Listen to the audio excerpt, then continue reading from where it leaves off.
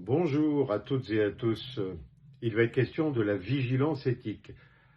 Avec mon ami et complice Charles Jousselin, nous allons aborder un domaine particulièrement délicat, difficile, relatif à la pratique de l'hypnose en particulier.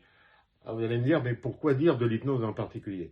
Parce que la séance d'hypnose, sa préparation, tout ce qui se passe même pendant la transe, l'utilisation de suggestions éventuellement dissimulées, la entre guillemets manipulation, la possible genèse de faux souvenirs vont produire un changement chez le patient.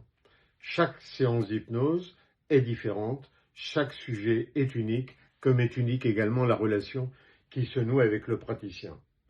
Toute rencontre est imprévisible et potentiellement blessante, car chacun de nous a sa propre autonomie, son libre arbitre, mais aussi ses vulnérabilités. Ces éléments sont intrinsèques, on pourrait dire, à notre condition humaine et influencent nos interactions. Dans la pratique de l'hypnose, il est essentiel de comprendre la différence entre l'éthique, la déontologie et la morale.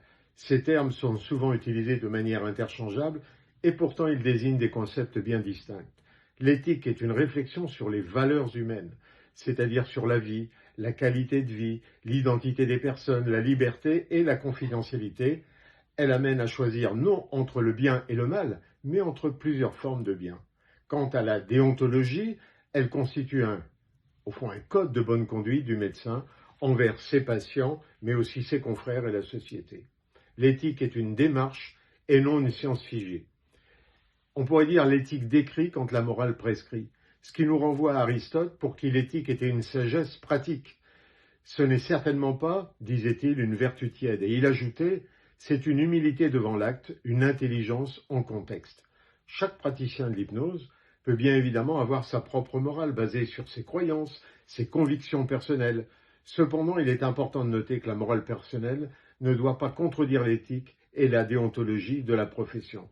Cela garantit que les patients sont traités de manière éthique en respectant leur autonomie, leur bien-être et leur sécurité. Les praticiens de l'hypnose doivent faire preuve de professionnalisme et d'intégrité et être conscients des limites de leurs compétences et de leur responsabilité envers leurs patients. L'éthique empreinte de lucidité, d'impartialité, de bienveillance exige que l'on soit affranchi de nos propres partialités, de nos propres préjugés et conditionnements. Et quand elle nous fait prendre des décisions, ce n'est jamais simple. Et en pratique, nous sommes confrontés à des limites, on pourrait dire dynamiques et à la fois polémiques. Comment juger, par exemple, que ce que nous proposons est bon pour le patient?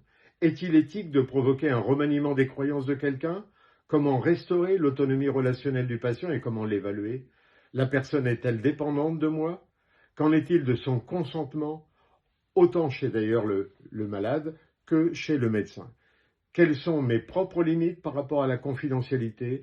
Vous voyez que la liste des points à examiner n'est pas exhaustive et nous serons ravis alors, avec Charles, de pouvoir partager et échanger avec vous sur ce sujet qui nous paraît essentiel et qui avait d'ailleurs conduit la Confédération française d'hypnose et thérapie brève à créer une véritable charte éthique. Donc à très bientôt à Bordeaux au Forum.